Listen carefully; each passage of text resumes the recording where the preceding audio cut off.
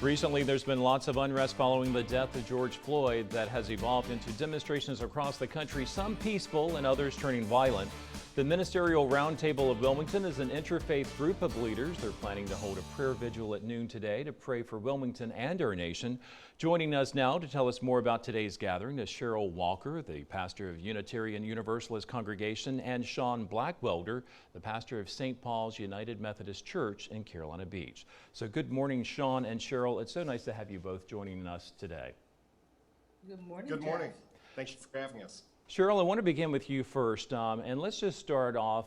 Today is the funeral for George Floyd. What are some of the thoughts that are going through your mind as you reflect back on his death and also the protests that have occurred over the last 2 weeks, and just the outrage and the concern that so many people across the country and the world have expressed over these last 2 weeks?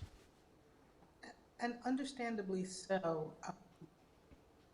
Over 1,200 Black people have lost in the last 5 years due to police violence, and that's too many. So we are heartbroken. We're angry. We're motivated, and yet at the same time, we know violence is action is. And Sean, if you would express a little bit about what's happening today at City Hall in Wilmington. You're going to be gathering at the Statue of Liberty, right? And what will you be doing? That is correct. We are an interfaith, interracial group of leaders in and around Wilmington, and we wanted to make a statement that represents a faithful response to the events that are going on. Offer prayers from a variety of our traditions for not only our city and our community, but for the whole country.